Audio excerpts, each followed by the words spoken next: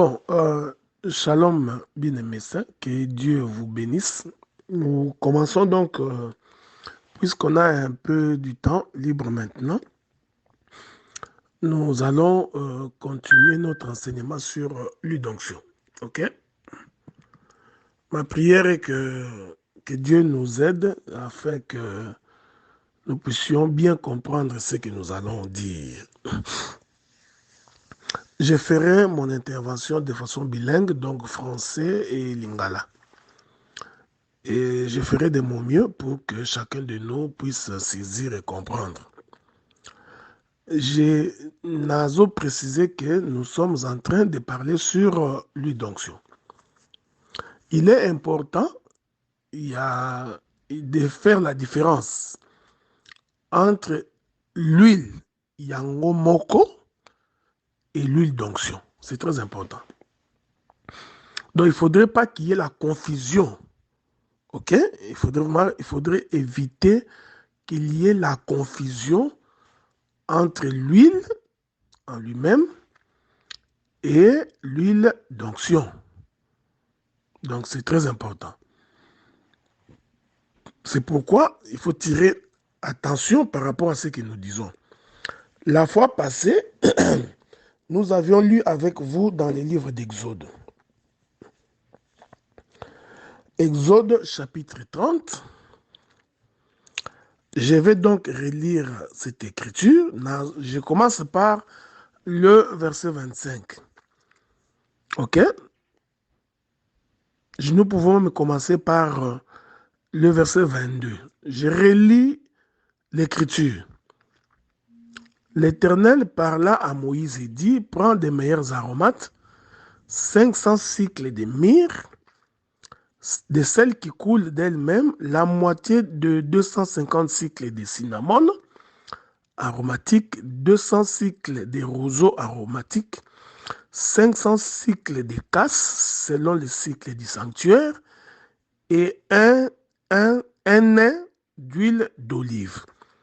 Tu feras avec cela une huile d'onction sainte, composition selon l'art du parfumeur. Ce sera l'huile pour l'onction sainte. Écoutez maintenant le verset qui suit, le verset 26. Tu enjoindras la tente d'assignation et l'arche du témoignage, la table et tous ses ustensiles, les chandeliers et ses ustensiles, l'autel des parfums, l'autel des holocaustes et tous ses ustensiles, la cuve avec sa base. Tu sanctifieras ces choses, elles seront très saintes. Tout ce qui les touchera sera sanctifié.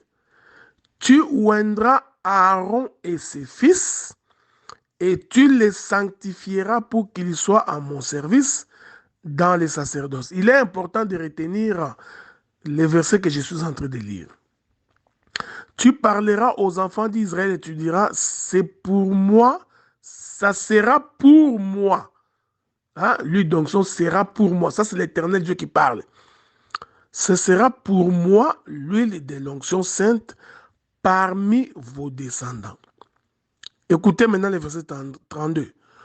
On n'en répandra point sur le corps d'un homme, et vous n'en ferez point de semblable dans les mêmes proportions.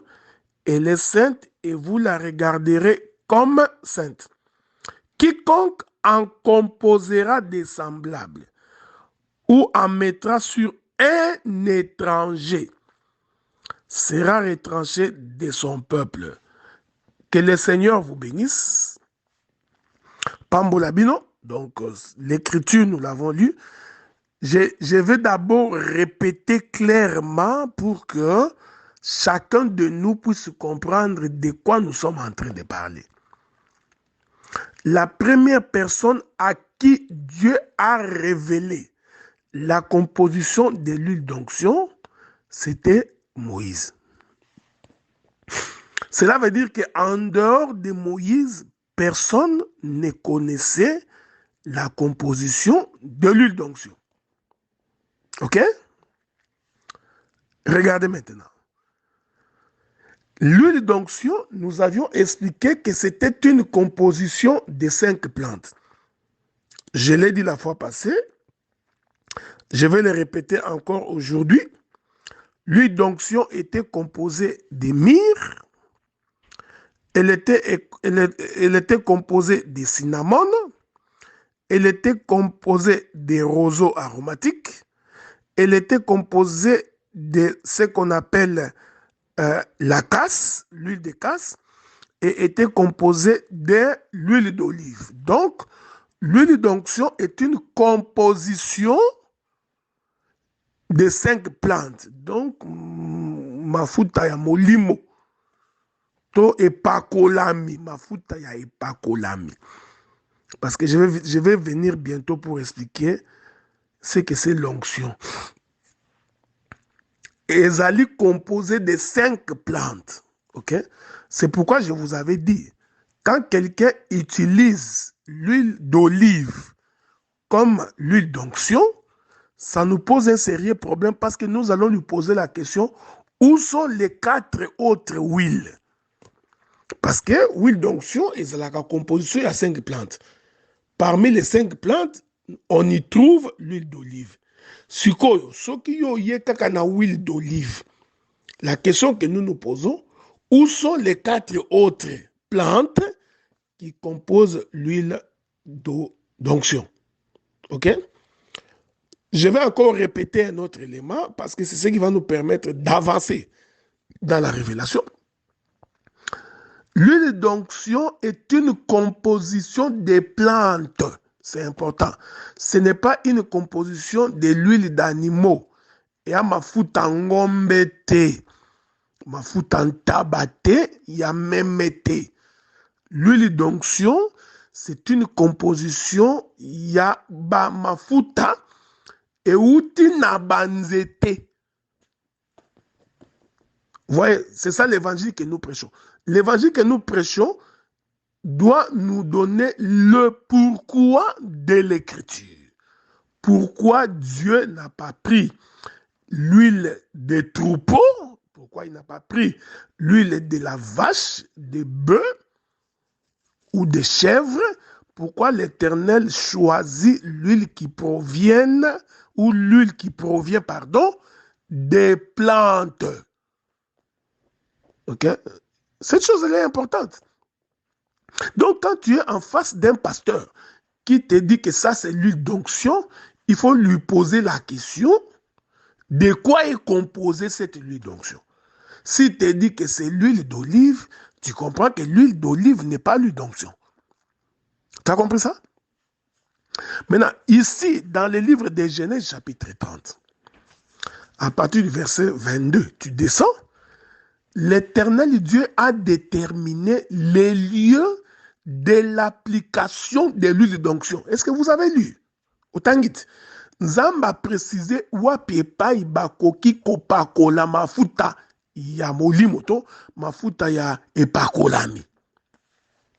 Dieu a précisé, il a dit aux enfants d'Israël, voici l'endroit où vous allez appliquer l'huile d'onction. Je suis d'abord en train de répéter comme ça pour que tu comprennes bien les Écritures. Pour comprendre bien.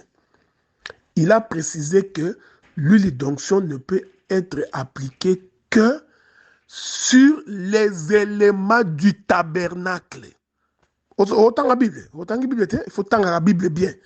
À l'obi, loba. Quand vous allez appliquer l'huile d'onction, vous appliquez un bipa union sauté. Beaucoup appliquer un kakana ba élément ya tabernacle. Je vais lire pour vous le verset 26. Genèse chapitre, Exode chapitre 30. Tu enjoindras la tente d'assignation et l'arche du témoignage. C'est important. Donc, l'huile d'onction, si tu veux la oindre, Dieu avait dit, où est-ce que tu vas oindre ça? Tu oindras cela sur la tente d'assignation et sur l'arche du témoignage. Je continue. Sur la table, tous ces ustensiles, le chandelier et ses ustensiles, l'autel du parfum, l'autel des holocaustes, tous ces ustensiles, la cuve avec sa base, tu sanctifieras ces choses, elles seront très saintes.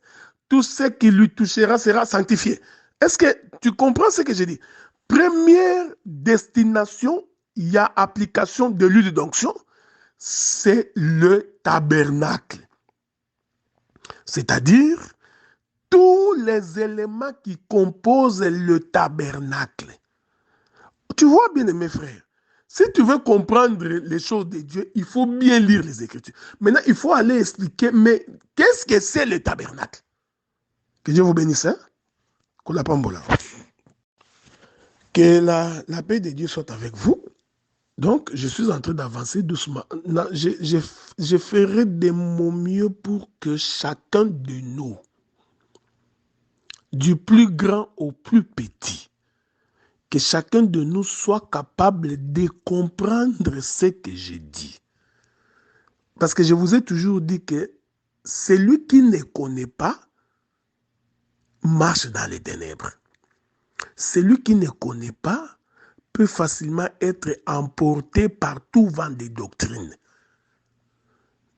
La connaissance va t'ouvrir les yeux pour distinguer le bien du mal, distinguer le vrai du faux. L'Éternel Dieu avait précisé l'endroit où on doit appliquer l'huile d'onction.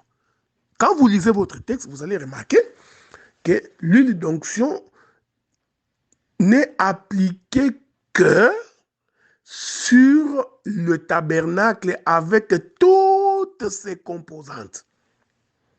OK? Parce que l'autel des holocaustes, la cuve des reins, se trouvait dans les parvis, la table et les chandeliers se trouvaient dans le lieu saint, l'arche des témoignages se trouvait dans les lieux très saints. Donc, les éléments qui reçoivent l'huile d'onction selon Dieu, c'est le tabernacle. Que la paix de Dieu soit avec vous. Je vais ajouter une autre écriture. J'ajoute. Regardez. Dieu va encore ajouter qui d'autre aussi peut recevoir l'huile d'onction. Regardez le verset 30. Exode 30, verset 30.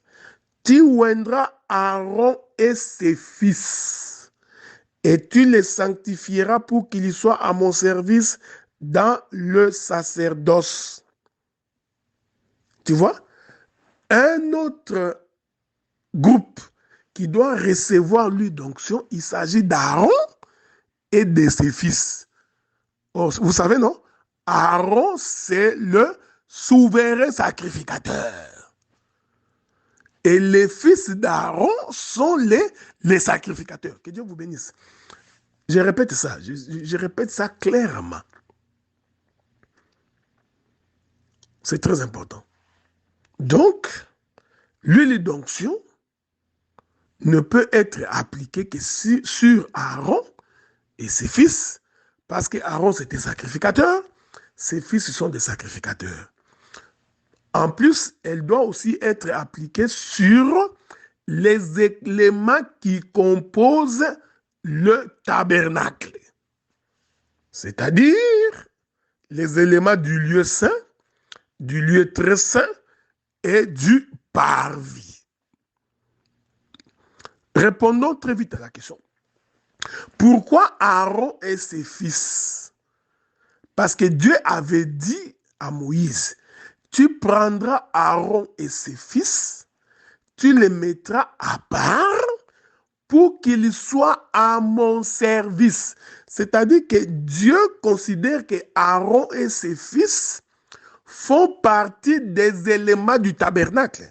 Parce que quand le peuple avait des difficultés, quand le peuple voulait sacrifier, quand le peuple voulait écouter Dieu, le peuple venait rencontrer Aaron et ses fils.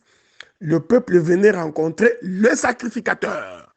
Donc Dieu considère que Aaron et ses fils sont comme les éléments ils font partie du tabernacle. Je voudrais lire une écriture. Souffrez, hein, j'ai fait cette émission-là en français pour permettre également à tous les bien-aimés qui sont avec nous également sur qui n'écoutent pas les Français, hein, parce que nous avons des Haïtiens, pardon, qui n'écoutent pas les Lingala. Nous avons des Haïtiens qui n'écoutent pas le Lingala. Nous avons également d'autres sœurs à Ottawa également qui n'écoutent pas les Lingala, ok? Regardez, je suis dans les livres de...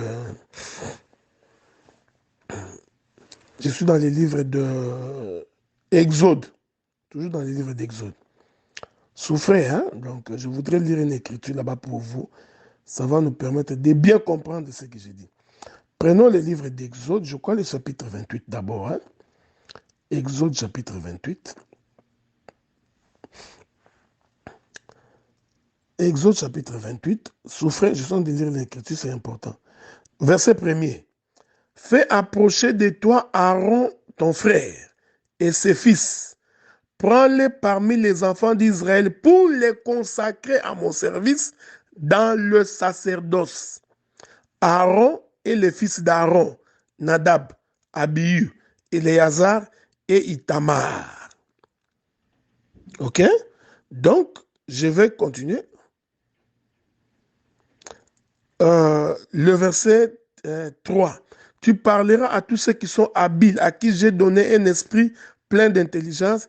Ils feront les vêtements d'Aaron afin qu'il soit consacré, qu'il exerce le sacerdoce. Je prends maintenant le chapitre 29. Prenons le chapitre 29 d'Exode. Ok? Nous prenons le chapitre 29. Je voudrais prendre le verset 4. Tu feras avancer Aaron et ses fils vers l'entrée de la tente d'assignation et tu les laveras avec de l'eau. Okay? Vous pouvez également lire tous les versets si vous voulez, pardon, tous les chapitres jusqu'à la fin du chapitre 29. Ça vous donnera toute l'intelligence de ce que nous sommes en train de dire. Ok? Je prends le verset 43 pour conclure et le verset 44. Je me rencontrerai là avec les enfants d'Israël. Ce lieu sera sanctifié pour ma gloire. Je sanctifierai la tente d'assignation et l'autel. Je sanctifierai Aaron et ses fils pour qu'ils soient à mon service dans les sacerdoces.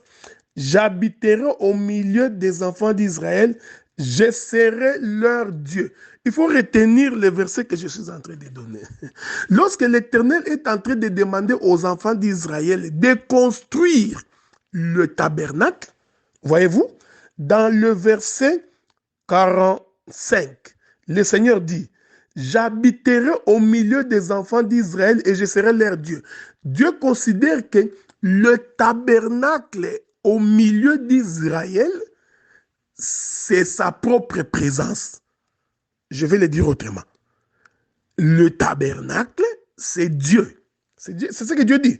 Il dit, lorsque vous allez faire le tabernacle, tous les ustensiles du tabernacle, et que tu vas également prendre Aaron et ses fils, tu vas les consacrer à mon service dans le sacerdoce. Alors Dieu conclut, ces gestes-là, tous ces mouvements-là, voudraient tout simplement dire, moi l'Éternel, j'habiterai au milieu de vous et je serai votre Dieu. Est-ce que tu comprends? Parce que si tu comprends ces choses, tu comprendras pourquoi l'huile d'onction ne peut être appliquée que sur les tabernacles et les ustensiles du tabernacle. C'est pourquoi je suis en train d'aller doucement, calmement pour que tu saisisses.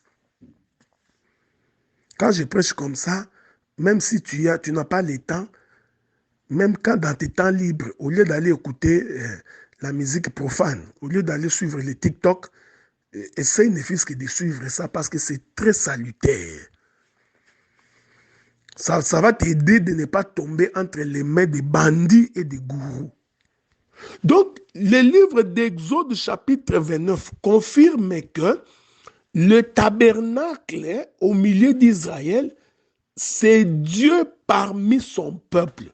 Je vais le dire autrement. Que signifie Dieu parmi le peuple? Mais c'est Emmanuel. Hein? L'enfant qui est né, Jésus, on l'appellera Emmanuel, ce qui veut dire Dieu parmi vous. Ah, maintenant la compréhension de l'écriture devient facile. Nous comprenons que le tabernacle qui est au milieu du peuple, qui représente Dieu parmi le peuple, en réalité, c'est la personne de Jésus-Christ. Je voudrais, donnons les Écritures, ça va nous aider à pouvoir avancer, ok? Je vous reviens. Que le Seigneur vous bénisse, que Dieu vous bénisse. Comme je disais, nous prenons notre temps, nous ne sommes pas pressés, nous sommes en train d'expliquer les choses de Dieu. Et mon souci a toujours été que lorsque nous expliquons les choses de Dieu, que la parole de Dieu te transforme, et que cela puisse vraiment te changer. Que la parole de Dieu enlève en toi l'amertume, les mauvais cœurs, la jalousie, les soupçons, la haine, que ces choses soient enlevées, que cela soit ôté au-dedans de toi, que la racine du péché soit ôtée, que tu deviennes quand même une bonne personne. C'est très important. Nous prenons le livre de Matthieu, chapitre 1er, verset 23. Voici la Vierge sera enceinte, elle enfantera un fils, on lui donnera le nom d'Emmanuel, ce qui signifie Dieu avec nous. D'autres versions disent ce qui signifie Dieu parmi le peuple. Je rentre dans Exode. Je vous ai dit ceci, je répète ça, je répète. L'huile d'onction ne peut être appliquée que sur les éléments du tabernacle. Ok? Parmi ces éléments, j'ai donc ajouté Aaron et ses fils, c'est-à-dire les sacrificateurs. Donc, l'huile d'onction ne peut être appliquée que sur eux.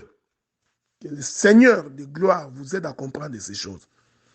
C'est pourquoi, des fois, nous sommes étonnés de voir un homme qui se dit homme de Dieu, qui donne l'onction sur une chèvre, sur un bouc. Donc, vraiment, il faut être malade spirituellement pour faire des choses comme ça. Il faut être un sorcier pour prendre l'huile d'olive et appliquer sur les gens et l'appeler l'huile d'onction. Je voudrais vous demander d'être en paix parce que nous allons examiner toutes les huiles qui sont dans la Bible. On va les examiner, ok? Ne vous en faites pas. Tous les versets de l'huile là, on va les examiner. Ici, je donne d'abord l'intelligence de l'écriture pour que cela soit plus facile pour vous et pour nous de comprendre lorsque nous allons interpréter les différentes huiles dans la Bible. Et je vous avais dit que toute huile n'est pas huile d'onction. Il faut faire très attention. Donc, le Seigneur explique que la présence du tabernacle, c'est sa propre présence sur la terre. C'est comme ça que nous avions compris. En réalité, le tabernacle que Moïse avait construit, dans le vrai sens du mot, c'était Dieu sur la terre. Ok? Or, Dieu parmi les hommes, c'est Emmanuel. Donc, nous comprenons que c'est Jésus-là qu'on appelle Dieu. Parmi les hommes qu'on appelle Emmanuel, c'est donc lui le véritable tabernacle. Vous savez, le mot tabernacle ne veut rien d'autre dire que la maison. Ouais. Donc, le tabernacle veut tout simplement dire la maison. Hein? Le tabernacle est un corps. C'est pourquoi vous allez remarquer, lorsque Moïse a fini de construire le tabernacle, la Bible dit que la nuée a quitté le ciel et la nuée est venue habiter dans le tabernacle. En d'autres termes, le tabernacle est devenu la maison de la nuée. Or, la nuée, c'est Dieu, ok? Je voudrais vous aider à saisir cette portée de l'écriture. C'est très important. Donc, le tabernacle, c'est la maison de la nuée. Je voudrais lire une écriture. Souffrez, hein? Je voudrais lire une écriture dans le livre d'Exode.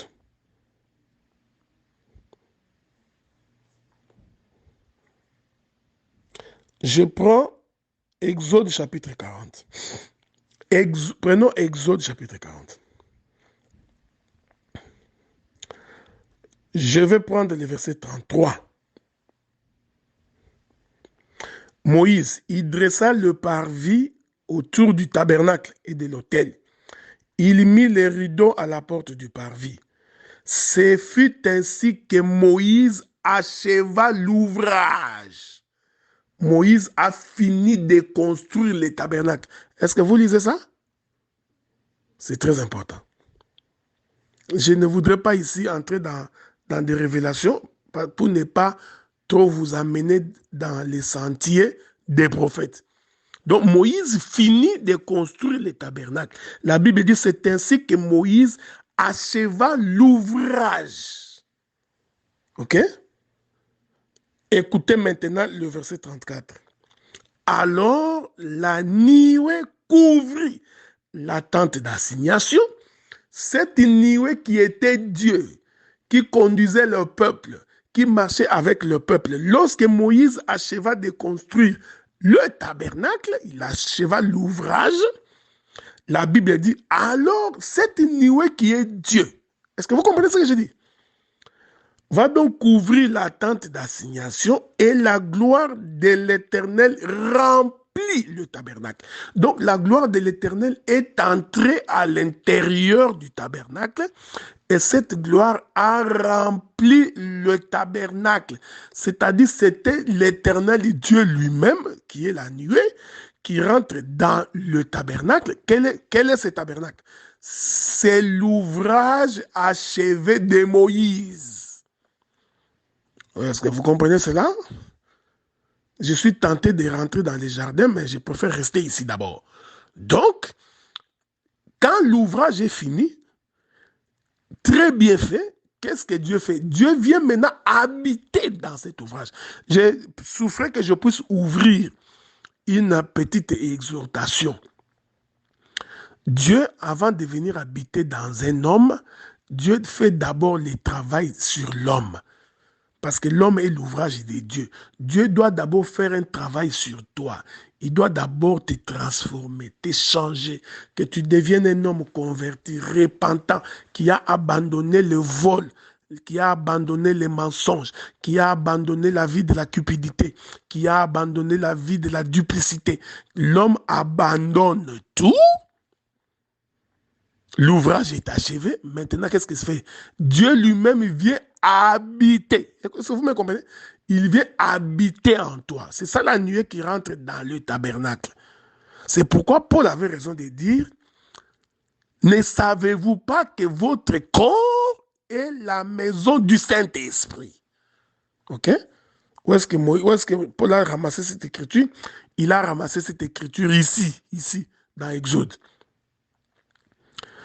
Alors la nuée couvrit la tente d'assignation et la gloire de l'Éternel remplit le tabernacle. Moïse ne pouvait pas entrer dans la tente d'assignation parce que la nuée restait dessus et que la gloire de l'Éternel remplissait le tabernacle. Je vous ai toujours demandé, il faut lire la Bible régulièrement parce que si tu es un bon lecteur de la Bible, ça nous permet, lorsque nous avançons, que nous apportions la révélation. C'est comme là, j'ai des révélations à donner, mais je ne peux pas donner la révélation parce qu'il est possible que beaucoup de gens n'ont pas encore même lu ces textes ici. C'est pourquoi je répète d'abord pour que vous compreniez d'abord les textes. pour que personne n'échappe à la connaissance et à la compréhension. Remarquez, on finit de construire l'ouvrage, le tabernacle. N'oubliez pas que l'huile d'onction doit être appliquée sur le tabernacle. C'est très important. Hein? Toute la démarche que j'ai faite, c'est pour aller expliquer pourquoi l'huile d'onction doit être appliquée sur le tabernacle. Pour comprendre pourquoi aujourd'hui les gens font mauvais usage de ce qu'eux appellent l'huile d'onction. Parce qu'ils n'en ont pas la compréhension, l'explication et la saisie. Donc, ainsi le tabernacle devient donc Dieu sur la terre. Dieu dans un corps. C'est-à-dire que le tabernacle, c'est le corps de Dieu. C'est pourquoi Jésus, il dit à Philippe, qui m'a vu a vu le Père. Donc Jésus, c'était lui le tabernacle. Lui, c'était lui le corps. À l'intérieur de Jésus, Dieu habitait. Est-ce que vous comprenez ça? On va lire une autre écriture pour que vous compreniez ça clairement. Je vais ajouter une autre écriture. Que le Seigneur vous bénisse. OK? Comme mon bien-aimé Lito m'avait dit, nous continuons encore à manger, à comprendre l'huile d'onction. J'essaie d'être le plus simple possible pour ne pas te donner les mots de tête. Mais c'est comme j'ai toujours dit, quand je prêche comme ça, si quelqu'un ne comprend pas la pensée de l'écriture, il ne faut pas hésiter de me poser la question. C'est pourquoi nous avions été établis ministres pour répondre à vos questions. Même si la question est difficile, ça ne peut pas nous embêter. Et puis nous n'allons même pas nous fâcher parce que vous nous posez des questions. Ok? C'est très important. Nous allons lire une écriture. Colossiens. Prenez le livre de Colossiens dans son chapitre 1er. Colossiens chapitre 1er. Le verset 17. Il est avant tout, là on parle de Jésus, hein? De Jésus. Ok? Je prends, commençons par le verset 15. Il est l'image du Dieu invisible. Ok? Bon, que Dieu vous bénisse. Vous voyez, il est l'image de Dieu invisible. C'est-à-dire que Dieu, lui, il est invisible. Maintenant, Jésus est l'image. Si on veut voir les dieux invisibles, on les voit par son image. Hein? C'est comme prenez un exemple concret. Je te prends en photo. Donc, quand je regarde la photo, je suis en train de voir ton image. Mais toi, tu n'es pas là. Ok? Est-ce que vous comprenez ce que je dis? Donc, je regarde la photo, je vois ton image. Ici, Paul nous fait comprendre que Jésus est l'image du Dieu invisible. C'est-à-dire que si on veut voir Dieu, comme Dieu est invisible, donc Dieu devient visible par son image. Est-ce que c'est difficile à comprendre? Ce n'est pas difficile à comprendre. Ok? C'est-à-dire que Dieu est invisible.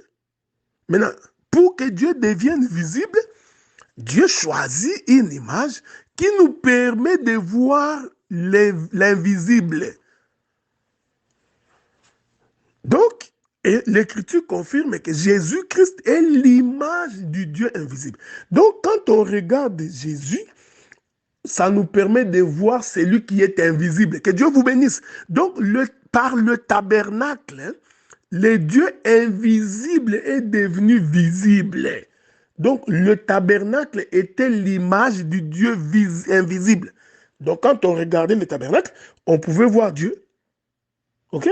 Parce que Dieu a dit, lorsqu'ils ont fait le tabernacle, que j'habiterai parmi vous et je serai votre Dieu. Donc, quand on regardait le tabernacle, on voyait Dieu. Donc, le tabernacle représentait l'image visible d'un Dieu invisible. OK? Je continue. Il est l'image du Dieu invisible. Là, je suis dans le livre de Colossiens, chapitre 2, verset 15. Le premier-né de toute la création. Car en lui ont été créées toutes les choses. Or, toutes les choses ont été créées, ce n'est pas en Jésus. Quand vous lisez Genèse, toutes les choses ont été créées par Dieu. Donc, nous comprenons que Jésus, c'est Dieu rendu visible. J'aime ces choses. Nous parlerons de la divinité de Jésus un jour. Car en lui ont été créées toutes les choses qui sont dans les cieux et sur la terre. Les visibles et les invisibles, trône, dignité, domination, autorité, tout a été créé par lui et pour lui. Or, quand vous lisez votre Bible, la Bible dit que c'est Dieu qui a créé toutes choses. Mais Paul dit que non, toutes choses ont été créées par l'image du Dieu invisible qui est le Seigneur Jésus-Christ.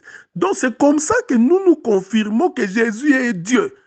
Mais ce que les témoins de Jéhovah ne comprennent pas, c'est que Dieu a porté un corps qu'on appelle tabernacle. En d'autres termes, le Seigneur s'est tabernaclé. Donc Dieu s'est fait un corps, et c'est ce corps-là que nous appelons le tabernacle. Et ce tabernacle-là doit vivre parmi le peuple pour attester que Dieu est au milieu du peuple. Et nous avions démontré que le tabernacle, c'est le Seigneur Jésus-Christ. Écoutez maintenant ce qu'il dit. Il est avant toute chose, et toute chose subsiste en lui. Il est la tête du corps de l'Église. Ah, nous comprenons que c'est Jésus-Christ. Il est le commencement et le premier-né d'entre les morts, afin d'être en tout le premier. Écoutez maintenant le verset 19. Car Dieu a voulu que toute plénitude habita en lui. Voilà. Donc, Seigneur, que Dieu nous aide. Donc, toute la plénitude de ce qu'on appelle Dieu, la plénitude de la divinité, va donc habiter dans un corps. Ce corps-là, Paul appelle ça le Seigneur Jésus-Christ. Je rentre dans Exode. Hein? Rentrons dans Exode, non? Quand nous rentrons maintenant dans Exode, nous nous rendons compte que lorsque Moïse a fini de construire, il a fini l'ouvrage du tabernacle, Dieu est descendu dans la nuée et Dieu est entré dans le tabernacle. Donc, la plénitude de Dieu va donc habiter dans le tabernacle. Voilà pourquoi Moïse ne pouvait pas entrer. Donc, nous comprenons que le tabernacle représente donc Dieu. Le tabernacle représente Dieu sur la terre. Or, quand Dieu est sur la terre, il est sur la terre par la personne de Jésus-Christ. Que Dieu vous bénisse. Hein? Est-ce que vous comprenez ces choses? Donc, tous les éléments du tabernacle, ici j'ai rempli tous les ustensiles, y compris Aaron et ses fils, c'est-à-dire y compris les sacrificateurs, tous sont la composition du tabernacle. Or, le tabernacle, c'est le corps de Dieu. J'aime ces choses. Est-ce que vous comprenez ça? Vous savez ces choses-là? Le tabernacle, c'est le corps de Dieu. Remarquez ces choses. C'est important, c'est très important ce que j'ai dit. Maintenant, Exode chapitre 30 nous dit que l'huile d'onction, qui n'est pas l'huile d'olive, qui est la composition des 5 plantes, je reviendrai avec l'aide du Seigneur pour expliquer le pourquoi du chiffre 5 et pourquoi il ne s'agit que de plantes et non des animaux. Voyez-vous, frère? Ça, ce sont des choses que le Seigneur nous a révélées. Il a caché ça aux gens de ce monde, aux intelligents de ce monde. Il a caché ça aux gens qui ont fait l'étude des universités, des gens qui ont fait la théologie, tout ce monde-là, et ne peuvent pas comprendre ces choses. L'Éternel a pris cela, il nous a révélé, nous, ses fils bien-aimés. Voilà pourquoi nous ne cessons de rendre gloire à ces dieux-là qui a jeté les regards sur nous. Bien-aimés frères et sœurs, tu es un homme béni, tu es une sœur bénie, tu es heureux face à l'Éternel parce que le Seigneur t'a considéré et il a jeté les regards vers toi. Est-ce que vous remarquez cela? Donc, l'huile d'onction va donc être appliquée sur les tabernacles. Je voudrais prendre une autre écriture. Nous rentrons là où nous étions dans les livres d'Exode. Rentrons encore là-bas dans les livres d'Exode, dans son chapitre 30, ok? Je voudrais rentrer là-bas. Toutes ces choses que je suis en train de dire, c'est comme la viande que je coupe en morceaux. Nous allons les rassembler. Parce que le ministère de la parole, c'est un rassemblement.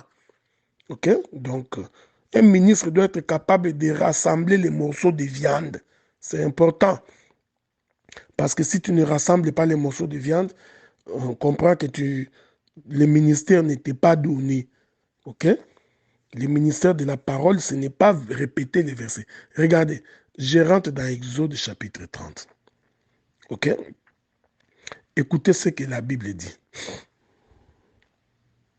Je prends le verset 32. Tu n'en répandras point sur le corps d'un homme. Est-ce que cette Bible ici, nous la lisons avec ces gens ou ils lisent une autre Bible? Le Seigneur dit ceci, l'huile d'onction, quand vous l'aurez, vous ne pouvez pas répandre ça sur le corps d'un homme. On ne peut pas prendre l'huile d'onction, répandre sur le corps de Matembele. Non. Vous prenez l'huile d'onction, vous répandez sur le corps de Matungulu Bernard. Non. Vous prenez l'huile d'onction, vous répandez sur le corps d'Edgar. Non, non, non, non. La Bible est claire. C'est pourquoi quand tu n'as pas l'intelligence, tu vas te poser, mais pourquoi Dieu dit ça? Mais est-ce que Aaron et ses fils ne sont-ils pas des hommes? Oui. Mais Dieu considère que Aaron et ses fils font partie du tabernacle. J'aime ça. Voyez-vous? Ce sont les éléments du tabernacle. Étant les éléments du tabernacle, ils peuvent donc bénéficier de l'huile d'onction. Mais on ne peut pas prendre l'huile d'onction et répandre cela sur le corps d'un homme. J'ai relu ça. Ne me dis pas que tu n'as pas vu ça. On n'en répandra point sur le corps d'un homme. Et vous n'en ferez point de semblable. Non, tu vois, l'huile d'olive qu'on achète, c'est comme l'huile d'onction. Ce n'est pas comme Dieu interdit de prendre quelque chose de semblable. Dieu interdit, frère. Il interdit. Regardez, le verset 33. Quiconque en composera des semblables. Hein? Donc, bien aimé, comme on n'a pas l'huile d'onction, nous allons aller prendre l'huile de palme. Oh, c'est que l'évangile. Je vous reviens, je continue. Que Dieu vous bénisse. Nous continuons. Comme l'a toujours dit mon bien-aimé Moïse, Makamboy. Hein? Ces choses ici, il faut les aimer. Hein? Il faut vraiment, si quelqu'un sonde la profondeur de l'écriture, il ne peut que s'exclamer. Comme Paul pouvait dire, oh, quelle profondeur! Quand Paul dit ces choses, ça dit que Paul lui-même réalise la bonté de Dieu. Il lui réalise comment le Seigneur est merveilleux. La profondeur appelle la profondeur. Regardez. Verset 33. Quiconque en composera des semblables. Oh non, bien aimé, tu vois, à cette époque-là, maintenant, où est-ce qu'on va trouver cinnamon? Je suis en train de chercher où je trouverai l'huile de casse. En tout cas, je ne vois pas où je vais trouver cela. Hein? Les roseaux aromatiques, où est-ce que je vais trouver? En tout cas, c'est pourquoi j'ai pris l'huile d'olive qui se vend à Maxi ou dans les supermarchés. Mais Dieu interdit, frère. Il dit, quiconque en composera des semblables ou en mettra sur un étranger. J'aime ça. Le verset précédent dit, on n'en répandra point sur un homme. Le verset qui suit dit, tu ne le mettras pas sur un étranger. Donc nous comprenons, l'homme dont il est question ici, il s'agit d'un étranger. Maintenant tu vois, bon, je ne voudrais pas m'étaler là-dessus, parce qu'il faut encore que nous marchions pour aller expliquer c'est quoi être un étranger. Qu'est-ce que c'est un étranger? Un étranger, c'est un païen. Celui qui n'a pas part à l'évangile. C'est ce que Paul dit, nous étions jadis païens, loin de la face de Dieu. Donc un étranger, c'est celui qui est loin de la face de Dieu. Il dit, on n'en mettra point sur un étranger. Celui qui fera ainsi sera retranché de son peuple. Je reprends maintenant. Donc, tu ne peux pas prendre l'huile d'onction. D'abord, il faut que tu en trouves. Ce n'est pas l'huile d'olive. La Bible interdit de l'appliquer sur un étranger. Que la paix de Dieu soit avec vous. Maintenant, je vais essayer de résumer ça pour te permettre de digérer. Parce que nous allons continuer les jeudis de la semaine prochaine. Donc, quand vous lisez votre Bible, vous allez vite comprendre que les domaines réservés, le domaine exclusif, les domaines appropriés de l'application de l'huile d'onction, c'est le tabernacle. Vous êtes d'accord? J'ai expliqué que le tabernacle, en réalité, c'est Dieu sur la terre. En d'autres termes, les domaines réservés où l'huile d'onction doit être appliquée, c'est Dieu, mais c'est Dieu lorsqu'il est sur la terre. Est-ce que vous me comprenez? Parce que le tabernacle, c'est Dieu parmi le peuple. Donc, c'est Emmanuel. Vous comprenez? Cette huile d'onction doit être aussi appliquée sur Aaron et ses fils, considérés comme étant des sacrificateurs. C'est-à-dire, ils ne font plus partie du peuple, ils font partie du tabernacle. Soyez en paix parce que je vais lire les versets plus tard. La Bible qui dit que Dieu a fait de nous un royaume des sacrificateurs. Je viendrai là-bas. C'est comme ça qu'on prend l'huile d'onction, on répand sur cette maison-là. Ok? C'est très important. Et j'ai expliqué que lorsque Dieu est sur la terre, on l'appelle Emmanuel. Maintenant, regardez, je voudrais, pour aujourd'hui, vous donner un verset. Ok? Je vais prendre pour vous donner un verset. Et c'est avec ce verset-là que nous allons devoir probablement clôturer notre intervention d'aujourd'hui pour continuer la semaine prochaine. Ok? Écoutez ce que le psalmiste David dit dans le livre des psaumes. David dit ceci. Souffrez, hein? Je suis dans le livre des psaumes 133. Psaume 133. 133. Ok? Écoutez. Je vais lire ce verset. Je vais essayer de m'étendre un tout petit peu. Mais je vous demanderai de bien lire ce verset quand vous serez à la maison. L'Écriture dit, Cantique des degrés. Le livre des psaumes 133 n'a que 3 versets. Ok? Nous lisons. Cantique des degrés de David. Voici, oh, qu'il est agréable et qu'il est doux pour des frères de demeurer ensemble. Il faut faire très, très, très attention quand vous répétez ces versets-là dans l'église. Bien aimé, la Bible dit qu'il est doux et agréable pour des frères de demeurer ensemble. Faites attention, il faut faire attention parce que dans l'église, quand nous nous assemblons, les sorciers aussi viennent, les voleurs aussi viennent, les inconvertis aussi viennent. Ouais. Je ne suis pas contre les frères, je ne suis pas contre le fait que nous pouvons nous assembler. Ce n'est pas mauvais. C'est d'ailleurs recommandé. Mais il faut faire attention de la manière dont tu es en train de placer les Écritures. C'est pourquoi j'ai toujours dit, il faut faire attention quand tu manipules les ustensiles dans les temples de Salomon. Il ne faut pas prendre n'importe quel verset pour dire n'importe quoi. Écoutez ce que David dit. C'est un cantique de degrés. Il dit, il est doux et agréable pour des frères de demeurer ensemble. Maintenant, il continue. C'est-à-dire, il faut d'abord que nous demeurions ensemble. Maintenant, regardez.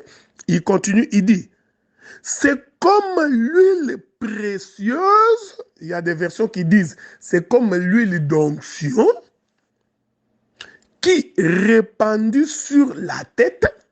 Est-ce que vous me suivez? L'huile est répandue où? Sur la tête. Souvenez-vous, je vous avais dit que Jésus-Christ est l'image de Dieu. Il est la tête du corps de l'Église. Il ne faut pas oublier ça. Il ne faut pas oublier ça. Si tu oublies ça, tu vas te perdre dans la forêt. L'huile d'onction est répandue où? Et écoutez, non, j'aime ces choses, Le Seigneur est bon. Regardez. David commence par expliquer qu'il est doux et agréable pour des frères de demeurer ensemble.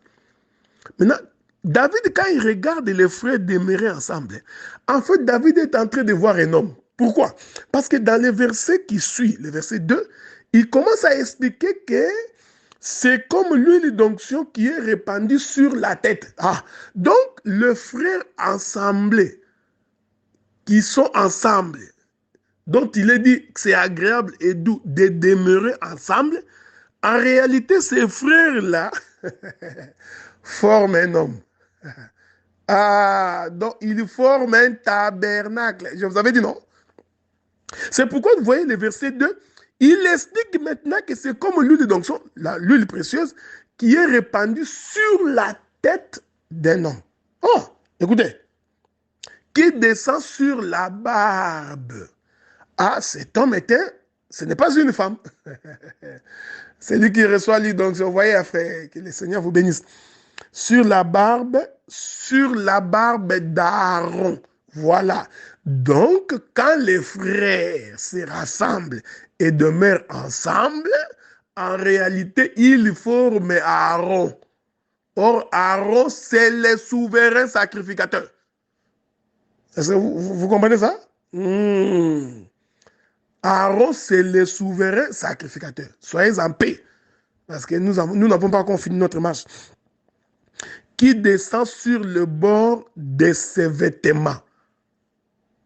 Il continue, c'est comme la rosée de l'Hermon qui descend sur les montagnes de Sion, car c'est là que l'Éternel envoie la bénédiction, la vie pour l'éternité.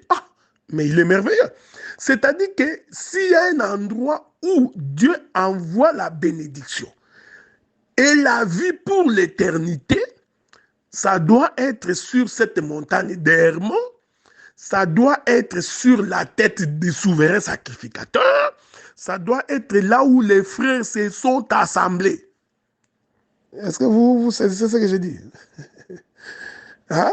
Donc, l'huile d'onction, selon le psalmiste David,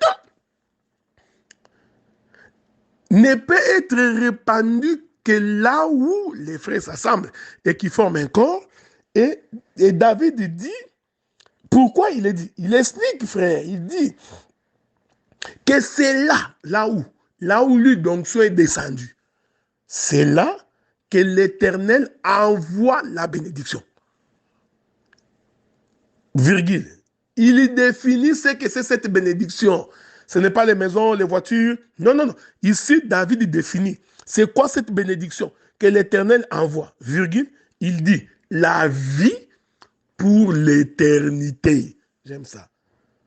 Jésus-Christ a dit, celui qui croit en moi aura la vie. Celui qui a les fils en lui aura la vie.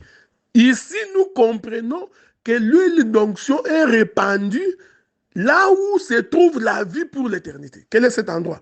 C'est le Seigneur Jésus-Christ. Mais soyez en paix, je n'ai pas fini. Nous sommes en train de marcher pour que vous allez comprendre pourquoi aujourd'hui, on ne peut pas appliquer l'huile physique et appeler cela l'huile d'onction. Que la paix de Dieu soit avec vous. J'ai fini pour aujourd'hui. Nous vous souhaitons donc de passer une bonne nuit. Nous allons nous retrouver demain probablement pour notre prière de jeûne. Ok, merci.